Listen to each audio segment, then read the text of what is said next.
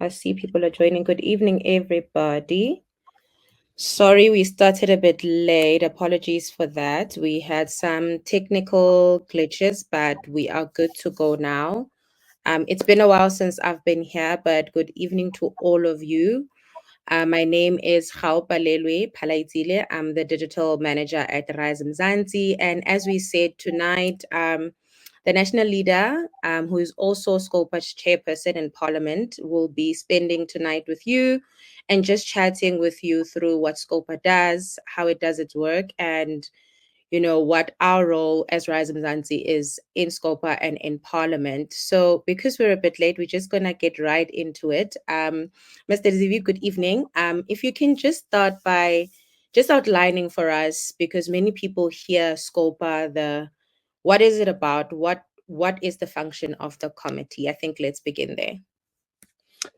Oh, thank you and good evening, everybody. So let me explain it this way. There are two committees which are on two ends of the budgeting process and the financial public finance system.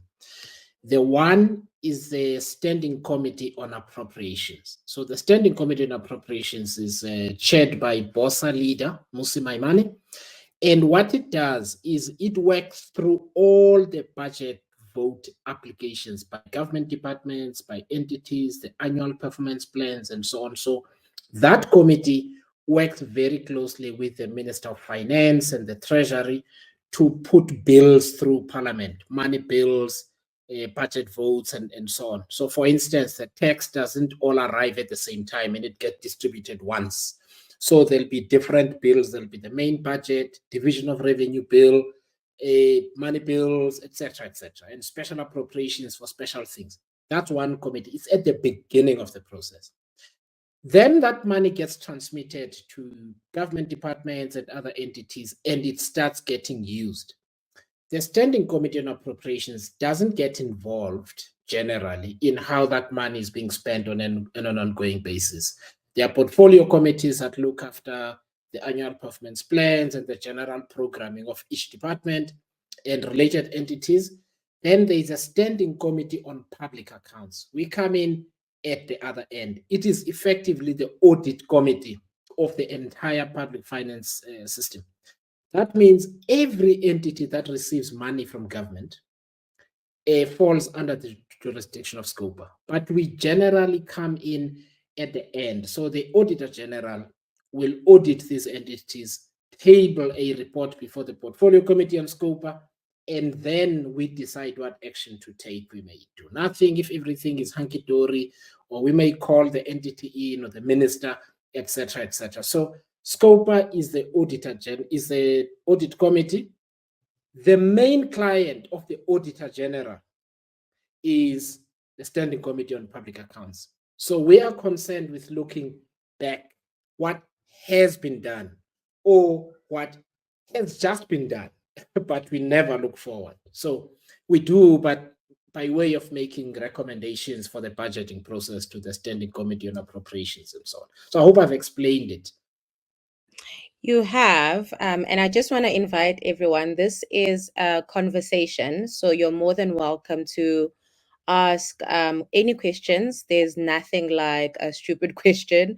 So any question, because these things can be quite confusing and can be quite technical. So you're more than welcome to put your comments in the chat and we will deal with your questions. I just wanted to know then, in terms of, I mean, SCOPA has its mandate, but are you as the chairperson in a position to set out your own goals or agenda for SCOPA? In what way have you thought about your role as a chairperson? I mean, it has its own mandate, but what is it about your role that you've thought about or outlined?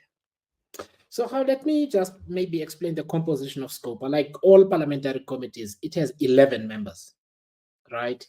I think I need to say at the outset, if you remember, I said every entity that gets money from the government falls under our microscope. There are hundreds of them. So, you know how many government departments there are. Then within each government department are agencies. So for instance, Department of Higher Education, you will have CETAs, the NSF, NSFAS, etc., just under that department alone. So all of these fall under the scrutiny of SCOPA in one way or the other, all the way to ESCOM and Transnet and all these wonderful big institutions we hear about on TV and radio, right? So what we are going to be doing is that we are going to choose which themes or areas are really important. So SCOPA does not target people. We don't target entities, right?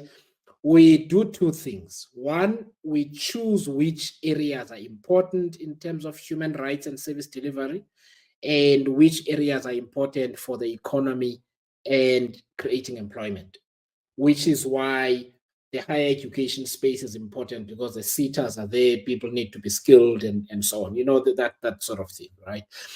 So that's how we set out the work. The committee itself has got to work as a team. Once you sit in the committee, we all work for Parliament. We are employees of the government. We represent our different political parties, so you see it in the line of questioning sometimes, but we work collegially. As chairperson, I am expected to provide a program to the members that the members then, make comment on and that sort of thing. And that's ahead of our strategy session next year. And I'll explain later why the strategy session can only be next year, right?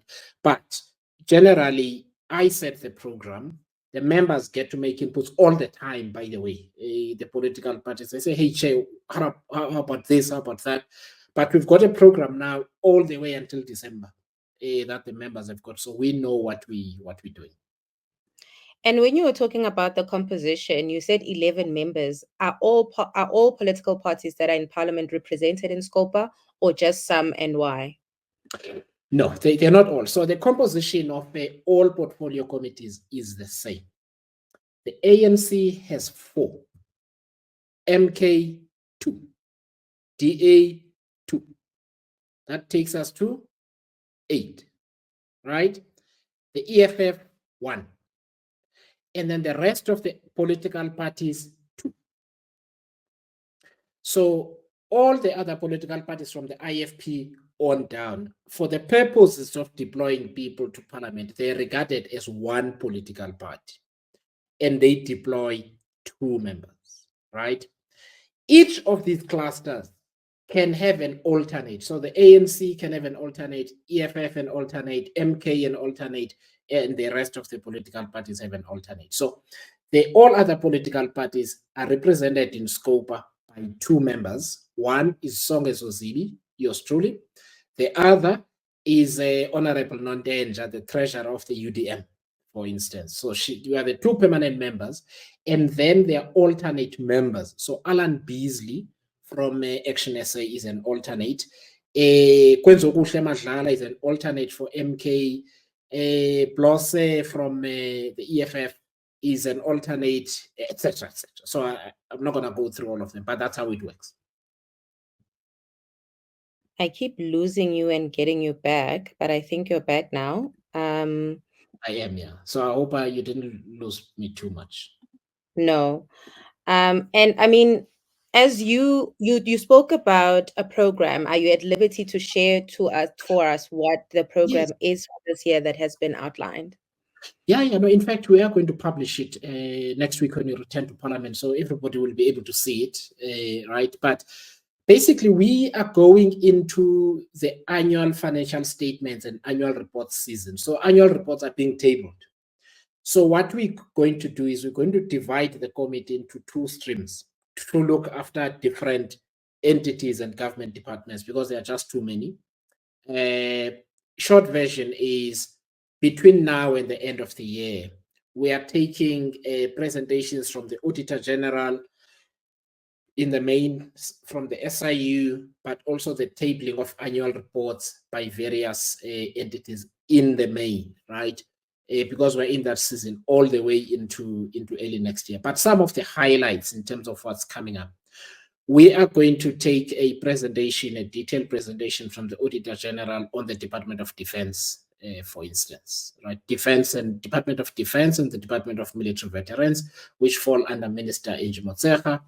The Auditor General herself will on the 20th. So please, anybody who's listening, on the 20th of November, the Auditor General herself will be in Parliament to brief the committee on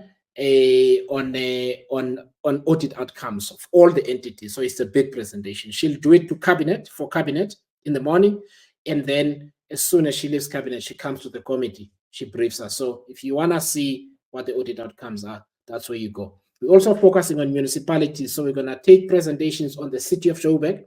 We're going to take presentations on the city of Tshwane. We're going to take presentations on Buffalo City, for instance, down in the Eastern Cape, and so on and so forth. But we will publish the full program. I just want to know, because I thought about it as you were speaking, what is the importance of the actual presentation? Because often they take quite a lot of time. Can't you just get a report and you send an email and they send an email and it's done? Why do they have to be there instead of actually doing their work? Because it can take hours and hours of your time. And I just thought I'd ask you, what is the importance of that? Because I think it's very important to reflect a bit on it. No, because, we don't do the auditing. The auditors do. They have a lot of insights that they can share, which cannot be brought into the presentation itself. Because remember, we're going to use that information to interact in detail with Eskom, for instance, or with Transnet. So they need to describe in the best detail they can have what their assessment is. And we ask them lots of questions and so on.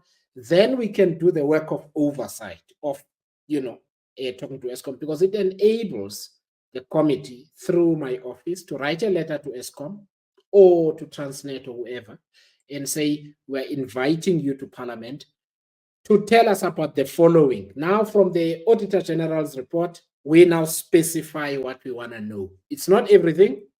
We want to know the following. So that's the value of that presentation. We end up with two. But when we talk to the rest of the program later, how I can explain how we're going to work in the next 5 years.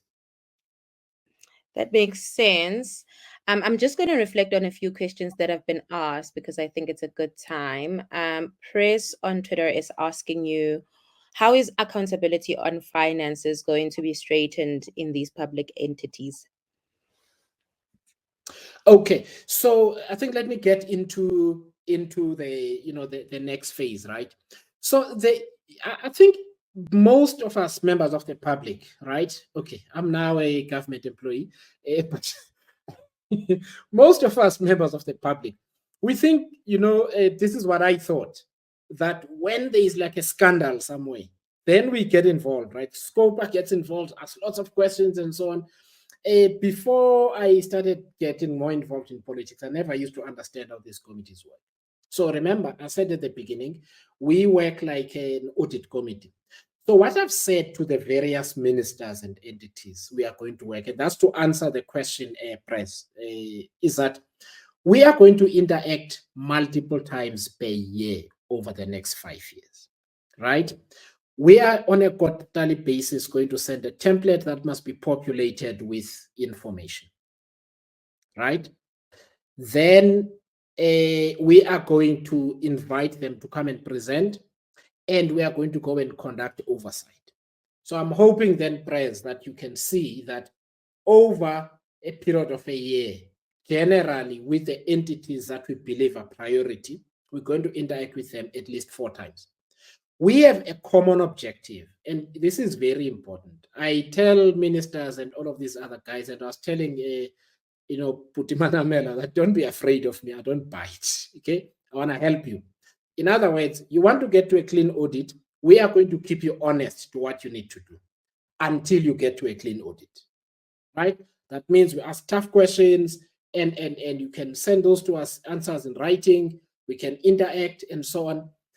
We don't hate you. We're not out to get you, but we want to see the progress and track it with you until you get a clean audit. So, Press, I hope that answers the question.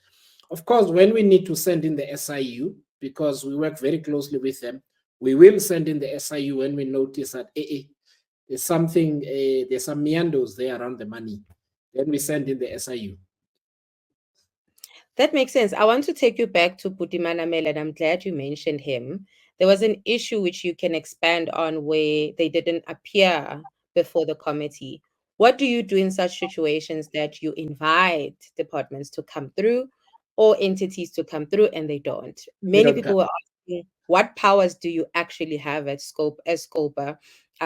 So can you give us a little bit of insight on that situation and how you dealt with it as a committee?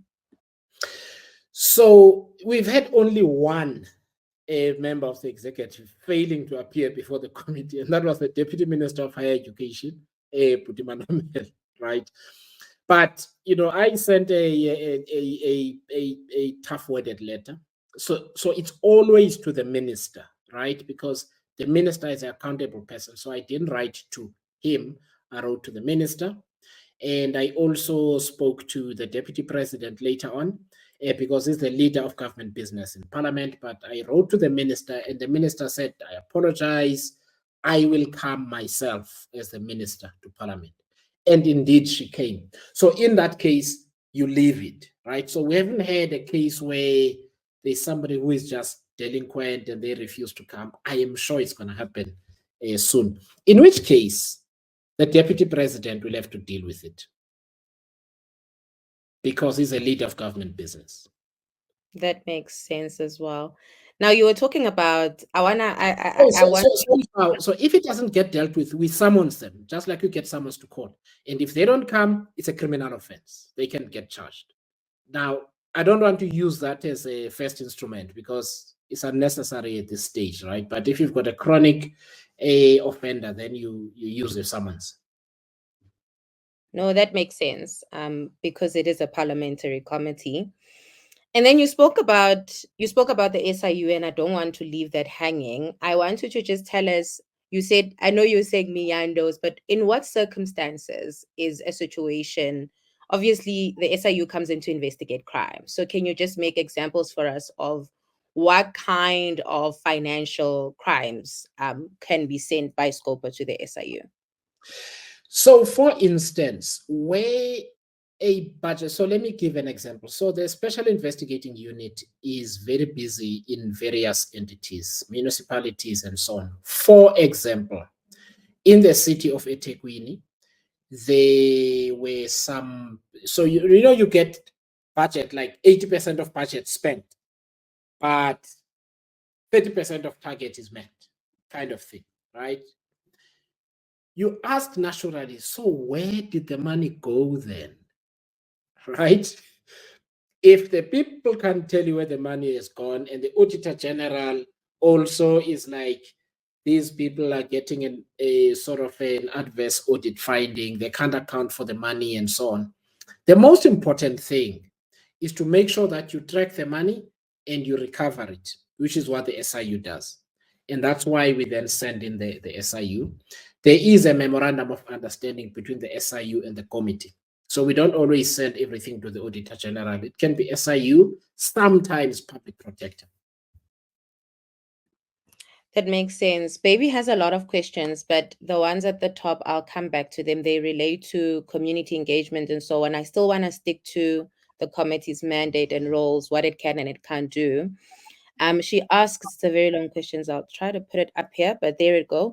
What happens when officials don't implement the committee's recommendations and your templates?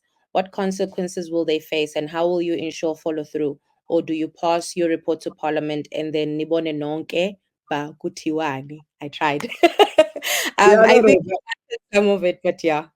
That was good. That was good. So committees write reports, and they get tabled before Parliament, and we are going to be writing a few reports ourselves, sending a few reports ourselves. Those reports have recommendations in them, and those recommendations get accepted by Parliament. For example, the committee may say, for program A in Department X, we recommend that they're not given any more money, and Treasury won't give them any more money until they've accounted, for instance. We can also say, How has wasted the money? She needs to pay it out of her own pocket. And that's what will happen, right? So So that's how Parliament works. So for those of us working, for those of the people on this conversation who work in corporate, this works the same. So Parliament is the board of directors of the South African people as a whole. SCOPA is a subcommittee. We submit to the board makes a resolution, and the management, which is the cabinet, must implement what the board is saying. That's how it works. Thank you for that. Then we go towards the other questions, which are also quite long. I love it though. Thank you, baby. She asks, how will you involve communities in the oversight process, ensuring their concerns are heard and addressed, especially since many people don't follow Parliament or watch TV? How will you make sure they are informed about public accounts and spending decisions that impact on them? Like, how will you make complex public account information accessible and understandable to everyone, regardless of their background or education? I think that's a super important conversation. Yeah, this is so important. How so? One of the things we are going to be doing a lot, especially with the municipal staff, is to hold public meetings. So the oversight meetings are like in Bezos, where the relevant entity must come and account to the committee in front of the people. We can then take questions. What's important in that case is to really break down things into simple language. Look, generally, I do this a lot. I will ask what I call clarifying questions, right? The clarifying questions are meant to now break things down so that members of the public. So even when I chair the committee in Parliament, I always tell whoever is presenting that I'm going to ask you some stupid questions because the public is watching.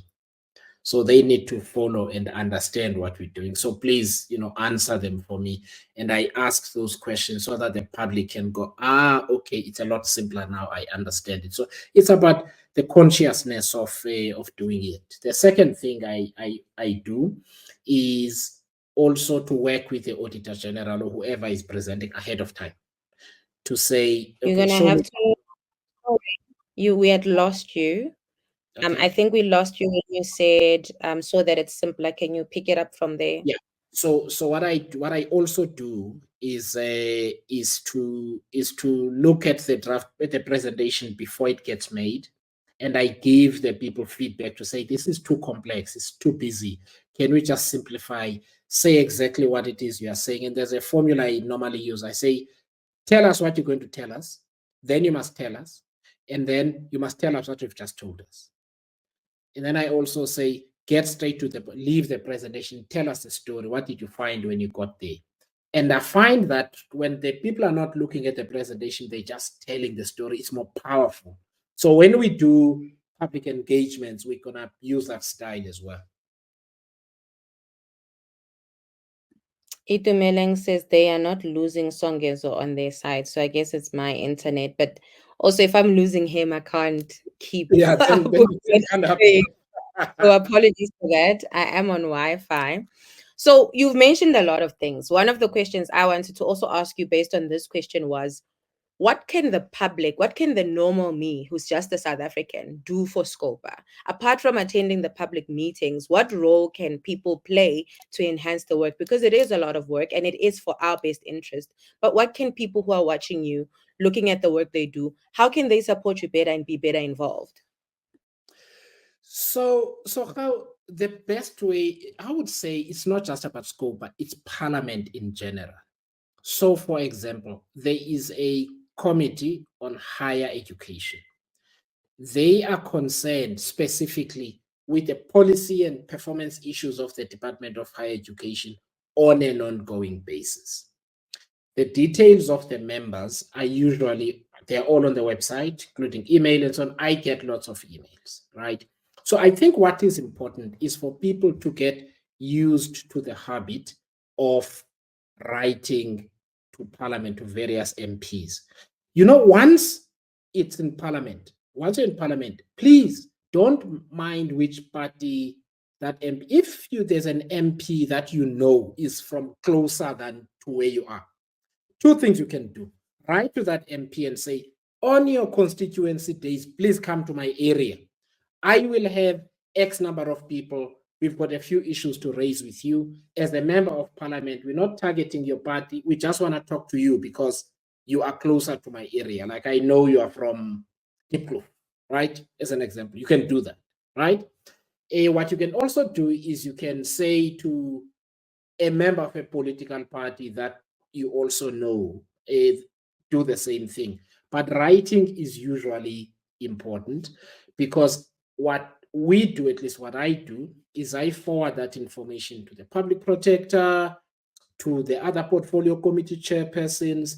I link people up by phone, say the chairperson of that committee, so and so, here's your number, call them, and I tell that committee member, hey, you're gonna get a call from her. You know what I mean? So that people get access to parliament. So that's how we generally try and be helpful. But what I would say, please just follow the business of parliament in the issues that you are passionate about or that affect you the most.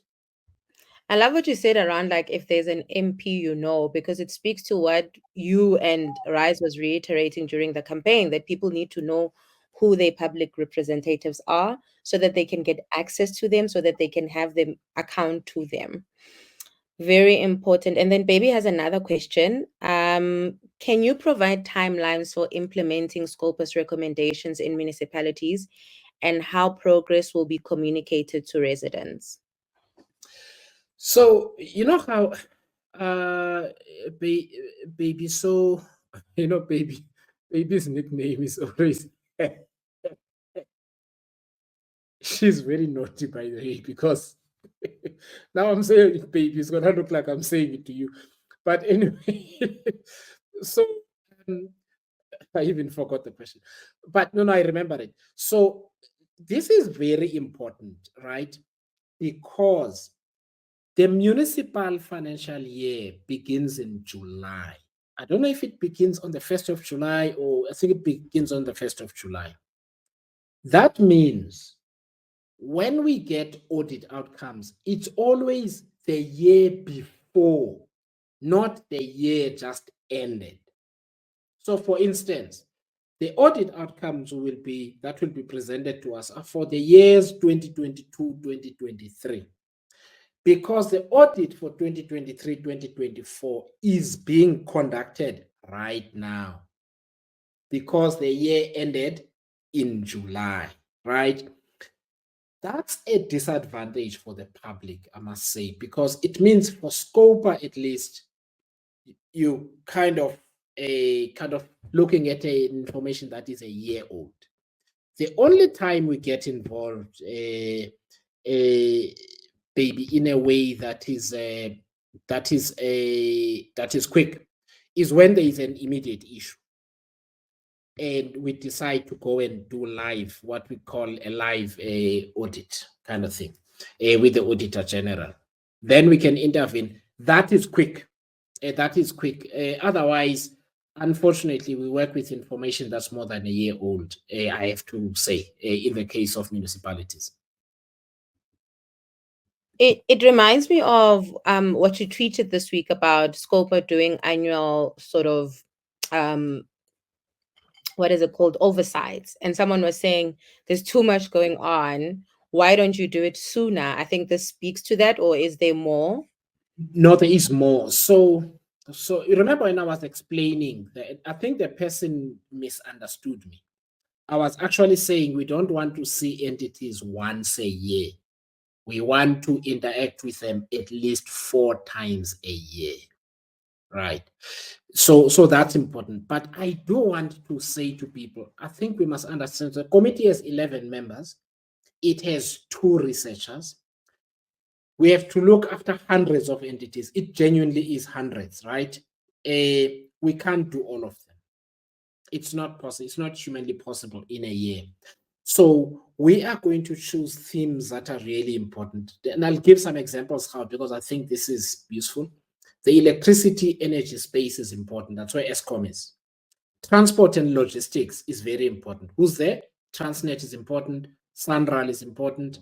PRASA is important. The Road Traffic Management Corporation is important. The Road Accident Fund is important. All of them are in that cluster, right? Then water, big issue, right? Department of Water Affairs, the regional water boards, the district municipalities, very important, right? Then there is the skills development space, Department of Higher Education and Training. We're more focused on CETAs, the NSF, National Skills Fund, the National Student Financial Aid Scheme, etc., etc. So we have to choose which areas that have an impact on service delivery we're going to impact on. Now, this is not to say, for instance, the SAPC is not important. It is important. But sometimes you have to say, okay, is access to the SAPC more important than water? When you really get to the cutting edge, you're like, people can't not have water. So let's focus on water. We'll do SAPC next year. You know what I mean? We'll do SAPC once a year, but these ones 4 times a year. So that's how we make decisions. No, that makes sense. It's like saying, obviously, we've got a broader mandate, but this is our focus area for now because these are the most important things that are happening or that are required right now to be focused on. Yeah. So it makes a lot of sense. And then one of the things I was going to ask you is you've said a lot. So I want to know from you, I don't know how long you've been chairperson of SCOPA, but what can you tell us about the time that you've done this? It's been a very short time. You've done some oversights. What has been your experience so far? And I want to say, what have you achieved? But I also know you only just begun. Really. So, so I will share some examples which I think are important for people, right? Let me use PRASA as an example. I think we saw how the stations were stripped, the railway lines were stripped, and so on, all the electrical cabling, and so there was nothing. And one of the things we did during the oversight visit was to ride a PRASA train from Naledi to Park Station. That was so important. Why? Because we were not just with management and the board, we were talking to normal citizens, right? To people that ride the train. So you ask them, so are you happy with the train? Yes, it's a stunning train. It's beautiful, comfortable, but it's very slow, right? I am hoping that, how you disappeared a while. So, so people give feedback. They say the train is too slow. There are not enough trains, and so on. Now, all of this is important. So let me tell the people on this conversation why the train is slow and why there are not enough trains. There are enough trains themselves. However, the signaling, the money for the signaling equipment and for fixing what is called a pairway. A pairway is the tracks and the thing underneath, right? It needs to always be strong and stable so that a train can go at high speed. The journey from Naledi to Park Station takes an hour, 15 hour, 20 minutes. The train is doing 40, 50 km per hour. When the signaling equipment is there and the pairways have been fixed, that train will go at 120 kilometers per hour, 130 km per hour, right? Which means that journey with all of the stops takes 25 or 35 minutes, I can't remember. Can you see the difference? The reason you can't run the trains fast is because the pairway is not proper. Secondly, the signaling equipment. What does the signaling do? The signaling says the computer will queue the trains so that the one that's crossing over past Orlando Stadium and the one that's going straight to, they can be like 20 seconds apart and they won't collide. That's what it means. Now you then see me on radio. Now I'm chairperson of SCOPA. We've now issued a statement and we've said the government now needs to urgently fund, Transnet. Why? What's that going to do?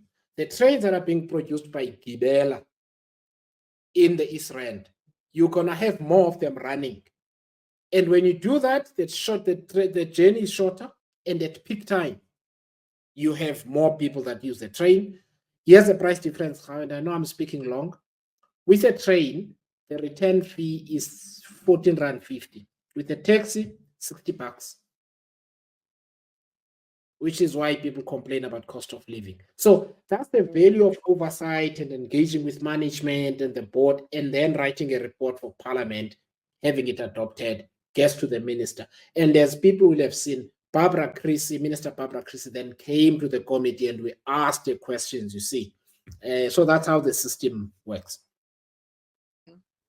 That makes a lot of sense. I've got another question. I think you've answered it a bit, but I'm going to put it up.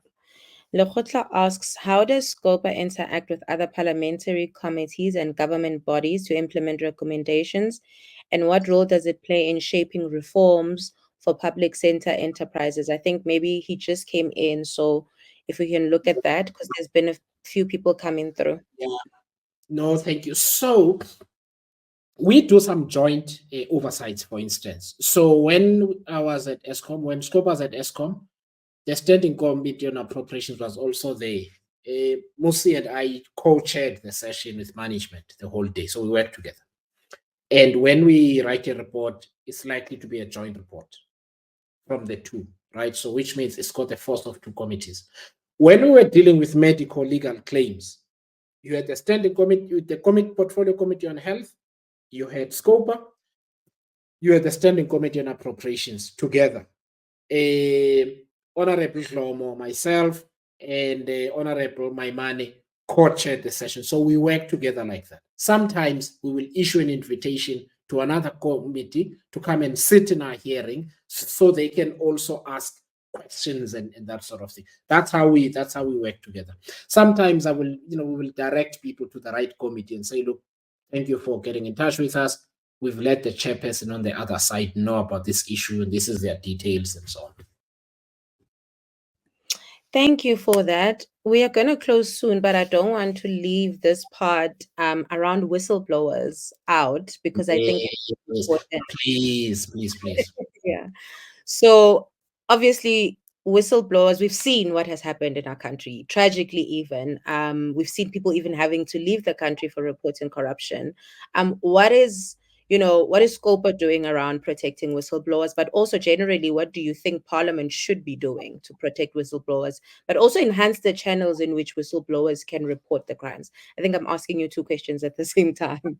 No, so you know what? So before we went into Parliament and I knew I would be the chairperson of SCOPA, we thought we could mobilize the public to strengthen whistleblower laws and so on, whistleblower legislation. But the good thing is, I don't think there's a single political party now that is not concerned about the plight of whistleblowers. So we are likely to see during this term strengthened legislation. We're working, for instance, on at least in the information gathering, Auditor General, SIU, and so on, right? Because they also tell us. So let me give people an example. At OR Tambo, the SIU is busy investigating them.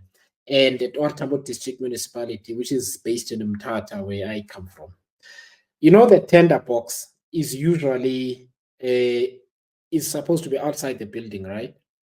At OR Tambo, it's in some dude's office inside. Now, one of the employees is going with the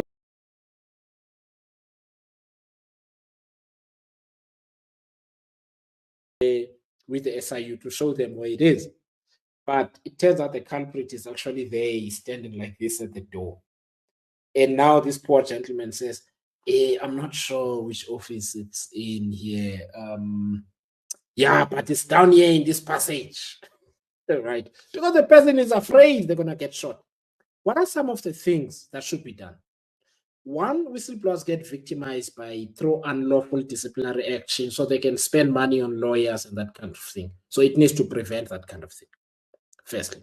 Secondly, it needs to guarantee, the state must guarantee their safety, their physical security. If they have to be moved with their family to live somewhere else at the state's expense, that must be so. That's the second thing.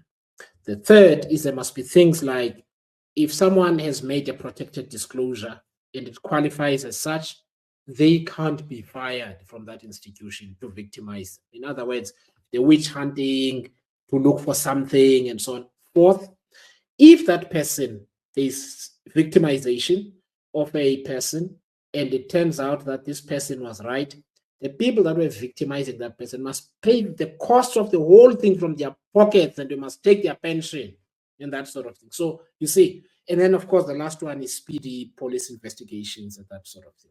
But I am convinced there will be a law. We will work together with other political parties to make sure that there is a strengthened whistleblower specific legislation. from speaking to all the political parties, I haven't met somebody who says we don't need to do anything. This is the main question. Even when we had people from the Auditor General, the members were saying, are you safe? Are you being intimidated? Are there things you can't say?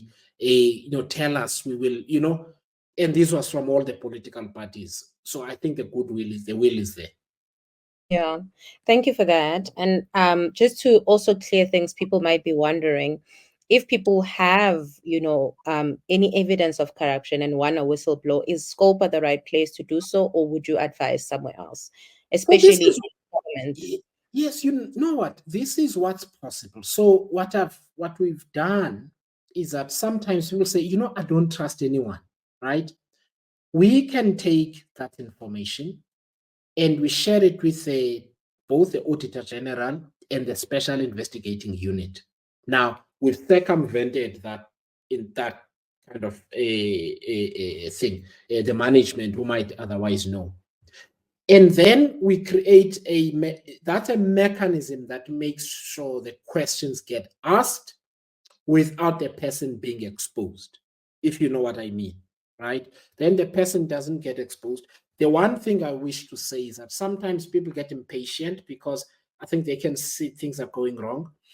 Because of this calendar that I was talking about, it may appear that we are ignoring people. We don't ignore, please. When we've acknowledged that we're going to do something, sometimes we know that institution is coming in January. So we're going to ask them in January when they get there. But we obviously sometimes you don't want to alert them too much, or you've sent them questions in writing and that kind of thing. But please, you can send to SCOPA, N Ngabinde at parliament.gov.za. That is the Secretary of Parliament. What she and the colleagues in the committee are able to say, this is for Public Protector, this is for SIU, this is for AG, and so on.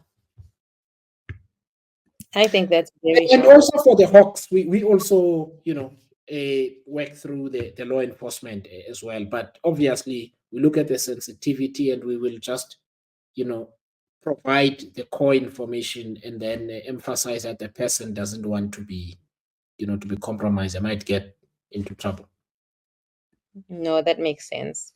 Lekotla has another one. I also think we spoke about it a little bit, but for his benefit, he asks, what methods does SCOPA use to assess the impact of public sector enterprise on the economy, and how does it address issues of public accountability and efficiency? And efficiency. Yeah, so let me talk about that's a very important question, because I think it's important for people to understand that we don't look for corrupt people as a thing on its own, right? We care about the financial health of these institutions. So Lekgotla, one of the discussions you will see at SCOPA soon with Eskom. So they've done about 20 billion rand in savings so far. We've challenged them to say, tell us the other areas where you can save more money, right? Where there is a policy obstacle and that sort of thing, because we want you to return to profitability as soon as possible. That's part of our mandate. Let me then give you an example of the kind of things they say. They will say, for instance, and I've written about this and spoken about this publicly. These take or pay agreements with renewable energy companies, they cripple us, because even when we've got enough electricity of our own, we still need to pay them even if we're not using their electricity. That is why the Minister of Electricity will come before the committee next year, right, to tell us what he's doing to make sure that Eskom is protected from these burdens and so on. Because you see, if you do that, you might find your point about efficiency, that Eskom then ends up saving another 20 billion, right? And so we do that, and we intersperse that with the fact that I always try and communicate. If you follow my timeline, you will see videos. I always do a video at the end of each meeting, and I say, this is who was here, this is what we discussed, these are the issues that are important, this is what we're going to be doing about it. We issue a statement, I do radio, I do TV, and that sort of thing, so that we can share the work of Parliament with the public. Thank you so much. I wanted to go back to, we're about to close. I think one of the things I wanted to ask you before we close was what what is the kind of legacy you want to leave in Scopa as a committee and as a chairperson after this period? What is the one thing that you would say, you know what, we've done our job, and this is how, and we are proud of the work that we've done? You know, at the beginning, how I said, I am looking forward to the day when the SCOPA hearings will be very boring. You know, like if people get called by SCOPA, they yawn and they just think, "Ah, whatever, man. We got like 5 clean audits the last the last 5 years. So yeah, let's go, right? And it's a good interaction. Now, the reason, you know, in my role as chair, I am not adopting a witch hunt approach. And the committee really does not witch hunt people. And we want to work with the entities. That's what we say. We say, listen, we want you to succeed. That's what we said at ESCOM. We said, we want you to succeed. We want you to be famous. We want streets to be named after you. That means you got to work with us to get you to a place where you have a clean audit, right? If we can get into this cadence of regular interactions, written submissions, oversight visits, and so on, something that everybody welcomes, right, in those entities. And at the end of that whole effort, entities get a clean audit. I'm happy. You know, it's nice to not have to catch people. You know what I mean? To have to catch people and have to worry about. And by the way, how if there are people who still have questions, I don't mind extending a little bit. But that's what I'd like. That we've got a method where and a culture where government departments and state enterprises want to work with us because we help them. And when we need to, when there are dodgy characters, we set the police and the SIU on them. But hopefully, over time, there are no dodgy characters. That is why we care so much about vetting and that sort of thing. We pay a lot of attention now to are the people vetted? Are they proper people? Are they going to cause trouble? We don't want to have to deal with it later. Let's deal with it now. That's what I want to leave, at the end of the 5 years. A government and government entities that actually do their work and serve the people. There are comments, and I think one question. So I don't know if you want to comment. Maybe it says, I think this was earlier. It's like a year's worth of catch up. It's a lot of catch up. I think she's talking about the amount of work that you have to do. And I think what I want to ask you on her saying this is a lot of people accuse you of being absent. Where are you after elections? You went away. Yes. How can we please talk about that? Because Please I must address that because a lot of people feel like first, you're missing. let me talk about the typical week in Parliament, right? So Mondays are supposed to be constituency days. So let me use the ANC as an example. Fridays and Mondays are supposed to be constituency days. So the committees that are called standing committees, right? The normal committees will meet generally on Tuesday and Wednesday. The standing committees, 9 to 5, Baba, all week. Okay. Because it's sitting all the time. So that means on Tuesday, on Wednesday, and on Friday, we are working. What happens on Monday? Monday is supposed to be constituency days, but I'll come and deal with it just now. In the committees can only meet in the morning from 2 until 5. It's that a session that we all know, which is like hong hong hong when Willie Matisha, where there's drama and pay back the money. It happens Tuesday, Wednesday, Thursday, 2 o'clock. So we are not allowed to have committee meetings. We must sit there. Even if you're not going to be saying anything, you must go and sit and they take a register like school. Right. In my role as chairperson, I am the coordinator of the committee. That means when the other people are out doing whatever, I must make sure that the minister that's supposed to come or the entity that's supposed to come is coming. They know what they're going to need to present on.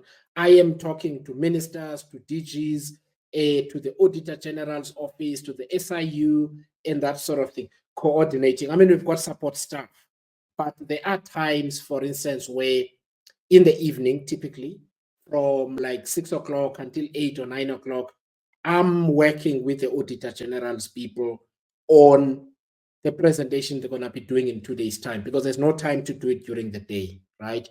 Today, for instance, even though Parliament is not sitting, I was dealing with several matters, the road accident fund, and that's what I was doing today. You sit here, it's like a 9 to 5. So I really apologize. But there was also a bit of a getting used to what I need to do, wrapping my head around the role and so on. And I feel confident now that I'm beginning to do a bit more constituency work. People will see I was in East London last Saturday, or Buffalo City. I'm going back tomorrow. I'm in Mkanduli on Thursday for a constituency meeting. I'll be back. And then on on Monday, I'll probably meet with a couple of universities and so on. So I don't always post it, and maybe I should do that. But when you don't see me, that's when I am being a manager. So that this accountability that we talk about, we need to plan for it. That's what I'm busy doing. It makes a lot of sense. It's a lot of work. One of the other roles you perform in Parliament is you're the party leader in the National Assembly. What does that mean? So I tell you, one of the things that's good and hard with being a caucus of two people is that we get to participate in every debate. So if you are from the ANC, you are what is called a backbencher. You may not speak for a year, right? Especially when the ANC had a big majority. That's the other thing that's important for people to know. Now there's a debate, there's a report and that kind of thing. We must prepare to speak. So one of the things we do late into the night, once we've left Parliament, go back to the village, is to prepare for the next day. So RISE Mzansi, we participate in every debate. That's why you see so much of Ghana, right? It's not, he's the only one, like while I'm busy being a chairperson of a committee and that sort of thing. So one. Two, I am in the party leaders forum of the GNU. With the president or the deputy president when the president is not around and so on, which deals with matters of the whole government, sort of as a whole. As a small caucus, that thing about being party leader is meaningless because I don't have 30 MPs to do the work. We all do the dirty work. That's all I can say. It's helpful also just for people to understand and know what is happening. Tebogo is asking something about the Bella bill. What's your position on the Bella bill? No, the Bella bill is good. I mean, and I know in South Africa there's like what do you call these things?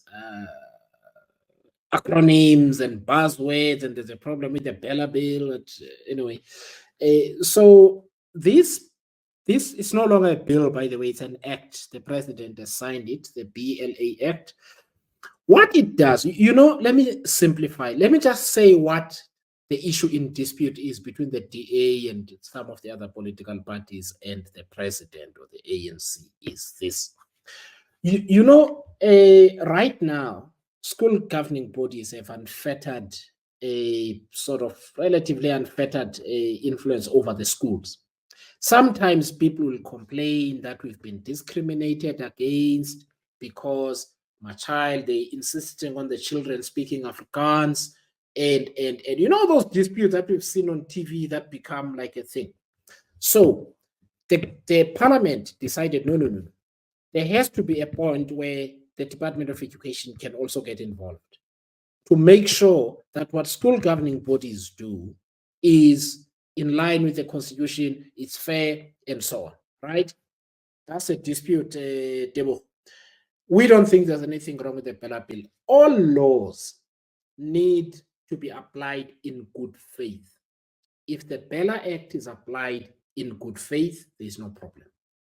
If the Bella Act, like any law, is not applied in good faith, it's going to be a problem. There are sections of society that feel that their cultural and other influence might be superseded by some bureaucrat, which is why you see some of the Freedom Front fellows, or what AfriForum, sorry, not Freedom Front, I don't know if Freedom Front were involved, AfriForum and so on, getting so worked up because they want to protect ability for school governing bodies, and I think in certain communities to be able to do that. Otherwise, the act is fine in our view. It's a fairly benign act, actually. Thank you. And lastly, for me, for the people listening, why should people continue to support RISE Mzansi? What can they expect from the party? Yeah, what's next for RISE? So, a couple of things. I think that here's my experience in Parliament. Some of what we bring to Parliament, I'll talk about what Ghana brings to Parliament as an example, right? So Ghana is what is called a caucus whip, which is that from the IFP on down, Ghana is the coordinator of who gets deployed into committees in Parliament, right? He represents all these political parties in many of these political parties in various forums like the Rules Committee, the Chief Whips Forum, and so on. And he has to do this in good faith, not just acting for RISE, but for the other political parties. Like me, he was elected unopposed. Ghana is truly one of the more popular MPs in Parliament, honestly, right? And he works hard. He works really hard. He talks straight, but he's not rude. So, and you've seen him, how he talks. He will tell ministers exactly, but he's smiling. He's not, he's not being rude, right? Similarly, the role that I'm playing in SCOPA and so on, right? And I'm not going to rehash it. There needs to be 20 of me and 20 of God. We are a new political organization. One of the biggest responsibilities we have is to do a good job in Parliament so that the people that put us there can see their votes working. And I must tell you, between Ghana and myself, Ghana is caucus whip. Tony will talk about good and RISE Mzansi. I've seen that comment. Don't worry, I won't go. We'll deal with it. So, what I was saying is that we need more people. We need more people to join the ranks of RISE Mzansi. It's important that we provide the example and the inspiration for others to say there are people that were maybe in corporate and in other. The value of RISE Mzansi is showing that somebody who was in a corporate environment and somebody who's always been in politics can work together and produce magic in Parliament on behalf of the South African people. Why don't we have people from all walks of life to do that? That's a value of RISE Mzansi.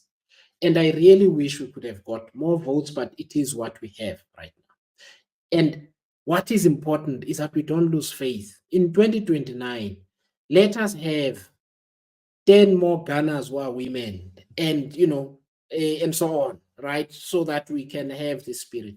It's a very big thing for like 9, 10 political parties to all agree on one person that, no, we want you to coordinate us. It's a recognition for RISE. It's a recognition for RISE. It's a recognition for RISE, for the ANC, the DA, MK, and so on, to say we are happy with this chairperson from RISE. He might be new, but we are going to support you, and so on. Right? That's the value of RISE. We must protect that space and we must grow it. That is why people need to get involved with RISE. That's why we're rising. We've got a register to RISE campaign. Please check RISE Mzansi's timeline across all platforms: Facebook, Twitter, LinkedIn, and so on. That is why you need to get involved. So I'd encourage people. I wanted to add before you go to Tony also that we need more Vuyisara Mokhopas. No, sorry. I'm actually using Ghana because I spend every day with him. In fact, we need 10 Vuiswas, we need 10 Esthers, we need 10 Tebohos, and that sort of thing, right? But iparliament iyasetyenzelwa. So we need more people who are going to be out there recruiting people and so on. But anyway, let's go to Tony. Tony asks about the dual membership between Good Party and RISE. I think this is with regards to Axolile Notwala. Yes, no, Tony. So let me explain. So the Good Party and ourselves have been good friends. They've been good friends for a while. If you notice, when we had the convention for RISE Mzansi, Brett Hiron from Good was one of the speakers. We are both social democratic parties. We believe in social justice and so on. And so we've always felt that we are in the same universe and we must start working together. And this cooperation is going to expand, Tony, to include working together in the local government elections and so on. In other words, where they've got a good candidate, we support them. Where we've got a good candidate, they support us, and that kind of thing. Because one of the things people complain about is fragmentation of political parties. It's not like a personality thing, is to say, when we look at all sorts of things, policy and so on, we tend to agree on things. So let's work together. That's what it's about, Tony. And by the way, we're going to be looking to do this with various other political parties sort of in that caucus of ours so that we work together. Last thing I want to say, in Parliament, because we only have 2 MPs and Action SA has got 6 or whatever, you can't be in every committee. So what we do, we already work together. I will say to a BOSA MP, listen, please ask the following question there. I had somebody like phoning me asking these questions, concerned about this. Please ask. And they do. And they ask it, similar with us and that kind of thing. So we're beginning to work together in any case across political parties. There's another question from Ubongisa, and I think I have another one in relation to hers, but I think I'll ask her first. She recognizes that you guys are working in Parliament and that Ghana is keeping everyone on their toes, but she wants to know if you have faith in RISE Mzansi getting more votes in the local elections in 2026, especially with the quiet that is happening on the ground. I think she's saying we're a bit quiet on the ground. No. In fact, so Bongisa, hi Bongisa. Bongisa is from Buffalo City. So Bongisa, we actually just completed the strategy process, reviewing the election and so on. We're actually going to be communicating this week about next steps. But one of the big things we are going to be doing on the ground is recruitment. Now, what is important, Bongisa, is that we are very choosy and careful about who we recruit, for what reason, and that kind of thing. So we first start with the basics. But one of the things we've had to do is to make sure that we know where we want to grow. So we can't be all over the country in every place. So that's part of the communication that's going to start filtering through, Bongisa, so that you've got better direction. Tomorrow, I am seeing a Bongo in Buffalo City tomorrow. So after we've met, you will get more information so that we can now start working on the ground. Before you let go of the question, I want you to say something a little bit about the choosy part because I think it can be misinterpreted. Let me explain. Yes. So the choosy part is this, we can't be in every village in South Africa. We have to be in areas where we've got a potential to make an impact. Because we're now talking about Buffalo City. So for instance, we did well in Chachu village, right? So we know we do well in Chachu, right? Do we do well in Twahu, in Kobo? No. Should we go to Kobo right now? Maybe not. You know what I mean? So we know we do well in Buffalo City, in the village, some of the villages around and that kind of thing. So that's what we mean by being choosy. It's not about a certain type of people. It's choosing geographically where you want to go. Another example is, we know that most South Africans live in metros and second tier cities, like 60-70%. So do you want to go to a village that is like 700 kilometers away, or do you want to make sure that you are well organized in Mthatha, for example? Organized in Mthatha, it's got like 150 times the population and that kind of thing. So these are tactical matters rather than, ideological. And I think related to the question is just a little bit of reflection from you on the Ward 87 campaign in Joburg. I think that taught us a lot about RISE. I think we came number 2, even though Malik did not become a councillor. That taught us something about working where we know we're doing well. Mm. So you know what? You actually cut how? Just say that again. You cut a little bit. No, I was saying, just a reflection from you on Ward 87 in Johannesburg. 87. Yeah. And Okay. the lessons we learned from it. Yeah. So one of the things that's important is that, so let me put it to you this way. One of the values of having participated in an election, or the importance is that you get to see where your voters are. We got a good support in Ward 87. It now told us if there's a by-election there, we can go and fight it. Right? And we did. We got a higher percentage than we did in the election. You see, that's tactically smart. Now we know we can't let Ward 87, we must press on and press on and press on and press on there. Right. Let me give another example. We contested a by-election in Newcastle. We didn't get more than 10 votes. That's what happens when you don't look at where you've got support and try and consolidate and grow where you've got support. That's what Ward 87 taught us. That use the national election to work out where your voters are. Rely on those voters to grow into other areas. Thank you. And anything, I know we've asked you a lot, anything we haven't asked you that you want to say? So what I wanted to say is that, there is something that some of the things that I've reflected on, which I think we must not be, they can feel delegitimizing and so on, right? And one of the things that's said about RISE is that it's a middle class party. Right? I want to deal with this. When the ANC formed, and throughout the history of the ANC, what has made the ANC strong for so long is the ability to attract talented professionals into its ranks. Oliver Tambo was a lawyer. Walter Sisulu was an estate agent, right? Nelson Mandela had a degree.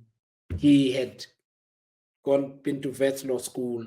The law firm was Mandela and Tambo. You can talk about Plaatje. Plaatje had written books, and these were people that were giants intellectually. They were educated and so on. Even if you look elsewhere, Fidel Castro Ruiz, that we otherwise know as Fidel Castro, Ernesto Che Guevara de la Seña, and so on. These were people that were educated. This is how you build and solidify an organization, because the intellectual depth of that organization is very important. So let us not feel some type of way about this. Even Robert Sobukwe in the PAC, you look at Azapo, South Africans tend to forget their own history. They tend to forget their global history. Karl Marx was not a peasant. Right? So what I'm trying to say is we need to go out and get as many professionals and also people from all walks of life, artisans, public servants, security guards, and so on. You want people from all experiences to be here so that it enriches our diversity and the lived experiences of the people that are in RISE Mzansi, so that we can develop and grow our politics organically through the people that are here. But one thing, people, we must not feel illegitimate about is that you've got lots of professionals at RISE Mzansi. It's what history has done time and time and time and time and time again. And this is what we need to do for South Africa. We need a lot more people. We need a lot more trade unionists. And by the way, trade unionists are not people who also turn spanners. Lecturers are members of NEHAW, right? Teachers and school principals are members of SAT and so on. So let's enrich RISE. Let's not feel queasy about it. Thank you so much. I'm hoping that after this live, we'll have more registered to rise registrations. Like tomorrow, we'll wake up to like a whole lot of new signups. So thank you so much for giving No, us thank your you. time, and for everyone for joining us. We will communicate when we will do this again, but please follow our socials, share our work. Please participate in our new campaign, Rise Saturdays. Every Saturday going forward, we are going to wear Rise t-shirts, and we are going to flood social media wearing Rise t-shirts and just promoting the the message of Rise and being as visible as we were during the campaign. So, yeah, thank you so much and good night. Thank you.